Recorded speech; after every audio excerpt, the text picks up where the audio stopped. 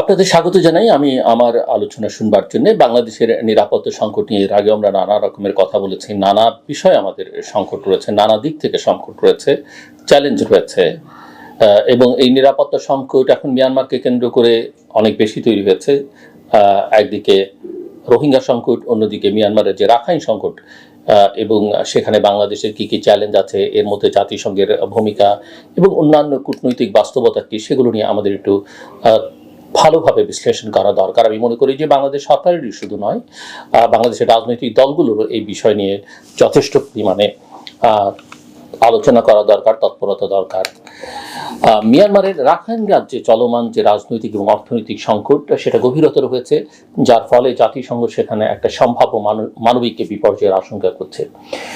বিশেষ করে রাখাইনের অর্থনৈতিক ব্যবস্থা ভেঙে পড়া, খাদ্য সংকট এবং চলমান সংঘাতের কারণে দুর্ভিক্ষের সম্ভাবনা সৃষ্টি হয়েছে। আমরা সেটা সবাই জানি নানান মাধ্যমে।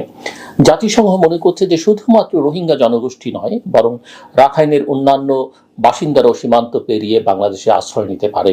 এই পরিস্থিতি মোকাবেলায় জাতিসংঘ বাংলাদেশকে সহযোগিতার আহ্বান জানিয়েছে। তবে বাংলাদেশ সরকার বিষয়টিকে কেবল মানবিক সংকট হিসেবে নয়, বরং একটি বহুমাত্রিক নিরাপত্তা এবং কূটনৈতিক চ্যালেঞ্জ হিসেবে বিবেচনা করছে, এবং যেটা অত্যন্ত যৌক্তিক, অত্যন্ত বাস্তবসম্মত বলে আমি মনে করি। এখন রাখাইনের বর্তমান পরিস্থিতি কি এবং সম্ভাব্য যে দুর্ভিক্ষ, সেটা একটু আমরা খতিয়ে দেখতে চাই।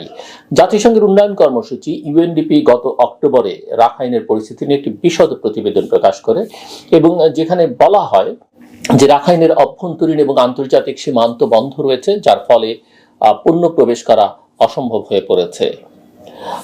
আয়ের কোনো উৎস নেই এবং খাদ্য উৎপাদনে ব্যাপক ধস নেমেছে রাখাইনে। মূল্যস্ফীতির কারণে সাধারণ জনগণের ক্রয় ক্ষমতা অত্যন্ত কমে গেছে, অত্যন্ত নিম্নগামী সেটা। স্বাস্থ্যসেবা এবং অন্যান্য জরুরি পরিষেবার তীব্র সংকটে দেখা দিয়েছে। এই প্রতিবেদনে, জাতিসংঘের এই প্রতিবেদনে আশঙ্কা প্রকাশ করা হয় যে আগামী কয়েক মাসের মধ্যে পরিস্থিতি আরো অবনতির দিকে যাবে, এবং মার্চ বা এপ্রিলের মধ্যে, অর্থাৎ যে মাস চলছে এই মাসে বা এপ্রিলের মধ্যে দুর্ভিক্ষ দেখা দিতে পারে। বাংলাদেশের ভূমিকা নিয়ে জাতিসংঘের যে আহ্বানের কথা আমি শুরুতেই বলছিলাম, সেটা আসলে কি? জাতিসংঘ ইতিমধ্যেই বাংলাদেশের মাধ্যমে রাখাইনে মানবিক সহায়তা পাঠানোর প্রচেষ্টা চালিয়েছে। কক্সবাজার সীমান্ত দিয়ে প্রথম চালান পাঠানো সম্ভব হলেও দ্বিতীয় চালান পাঠানোর সময় বাংলাদেশ সরকার তাতে বাধা দেয়। দীর্ঘদিন ধরেই জাতিসংঘ বাংলাদেশকে রাখাইনে সহায়তা পাঠাবার একটি মাধ্যম হিসেবে ব্যবহারের আহ্বান জানিয়ে আসছে, এবং জাতিসংঘের সুপারিশ অনুসারে সীমান্ত ব্যবহার করে বাংলাদেশি ও মিয়ানমারের ব্যবসায়ীদের মাধ্যমে সরাসরি ত্রাণ সরবরাহ করা যেতে পারে। অর্থাৎ রাখাইনে ত্রাণ সরবরাহটা বাংলাদেশের মাধ্যমে, নানান মাধ্যম ব্যবহার করে, বিশেষ করে ব্যবসায়ীদের ব্যবহার করে করা যেতে পারে।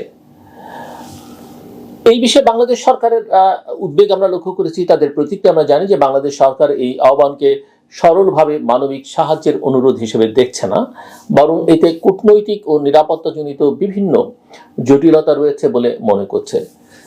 পররাষ্ট্র মন্ত্রণালয়ের এক ঊর্ধ্বতন কর্মকর্তা জানান যে রাখাইনের পরিস্থিতির বাস্তবতা অস্বীকার করা সম্ভব নয়, তবে আন্তর্জাতিক সম্প্রদায়ের দায় বাংলাদেশের উপর চাপানো হচ্ছে।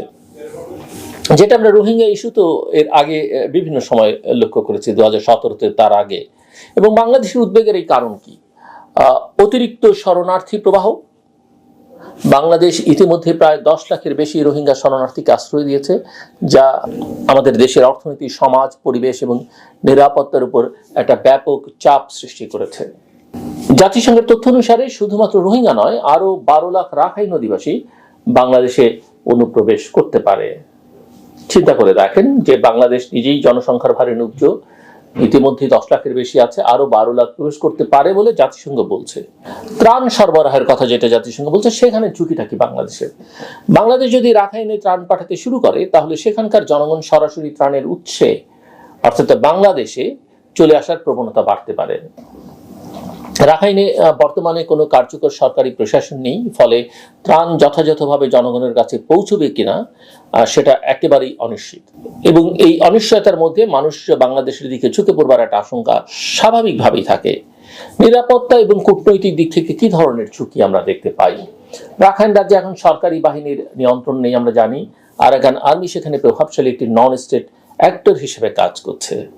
বাংলাদেশে যদি সরাসরি আরাকান আর্মির সঙ্গে কোনো দর কষাকষি করে তাহলে তা কূটনৈতিকভাবে একটা জটিল পরিস্থিতির সৃষ্টি করতে পারে। যদিও বাংলাদেশের অনেক বিশেষজ্ঞ এবং কি সামরিক বাহিনীতে কাজ করতেন এরকম অনেকেই ঊর্ধ্বতন কর্মকর্তা হিসেবে তারাও বলছিলেন যে বাংলাদেশের একটা আরাকান আর্মির সঙ্গে যোগাযোগ তৈরি করা দরকার। আঞ্চলিক সহযোগিতার অভাব আমরা দেখতে পাচ্ছি এক্ষেত্রে। বাংলাদেশের অবস্থান সেটা হচ্ছে যে রাখাইনের মানবিক সংকট মোকাবেলায় শুধুমাত্র বাংলাদেশকে চাপ না দিয়ে আঞ্চলিক দেশগুলোর অর্থাৎ এই অঞ্চলের দেশগুলোরও ভূমিকা থাকা উচিত। জাতিসংঘের উচিত ভারত সহ অন্যান্য দেশকেও সমানভাবে এই সংকট সমাধানে যুক্ত করা। বাংলাদেশ সরকার মনে করে যে মানবিক সহায়তা অবশ্যই প্রদান করা উচিত, তবে তা বাংলাদেশের স্বার্থ এবং সার্বভৌমত্বের সাথে সামঞ্জস্য রেখে করতে হবে। আপনারা জানেন যে জাতিসংঘ মহাসচিব অ্যান্টনিও গুতেরেস আগামীকাল ঢাকায় আসছেন এবং তার এই সফর নিয়েও নানা আলোচনা আছে, কূটনৈতিক আলোচনা রয়েছে। জাতিসংঘ মহাসচিব কালকে আসবেন। তার এই সফর মূলত রোহিঙ্গা সংকট, রাখাইনের বর্তমান পরিস্থিতি এবং জাতিসংঘের মানবিক সহায়তা কার্যক্রমের উপরে কেন্দ্রীভূত থাকবে বলে বিশ্লেষকরা বা যারা অবজার্ভ করছেন, পর্যবেক্ষক, তারা মনে করছেন।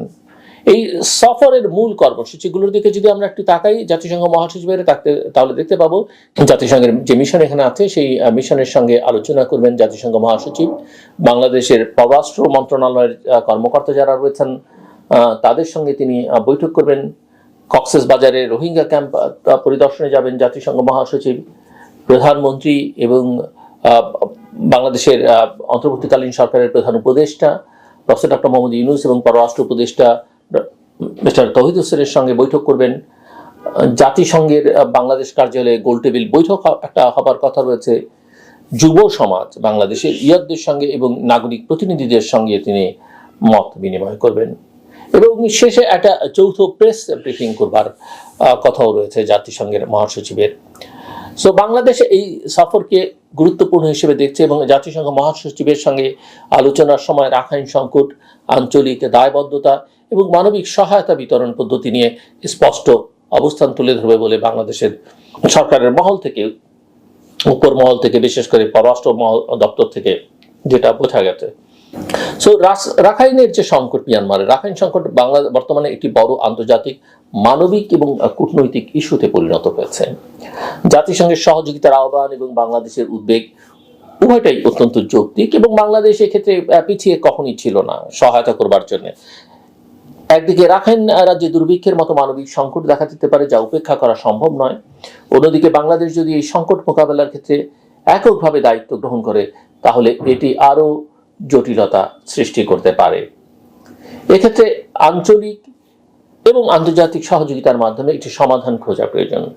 বাংলাদেশ সরকার জাতিসংঘের মাধ্যমে রাখাইনের সংকটের জন্য একটি বহুপাক্ষিক কৌশল গ্রহণের উপর জোর দিচ্ছে, যেখানে প্রতিবেশী দেশগুলো সমানভাবে অংশগ্রহণ করবেন। আসন্ন অর্থাৎ আগামীকাল জাতিসংঘ মহাসচিবের যে সফর শুরু হচ্ছে, এই সফর এবং কূটনৈতিক আলোচনাগুলো এই সংকটের সমাধানের ক্ষেত্রে কতটা কার্যকর ভূমিকা রাখবে সেটা সময়ই বলে দেবে। আমার কথা শুনবার জন্য আপনাদের অসংখ্য ধন্যবাদ। আপনাদের সবার জন্য শুভকামনা।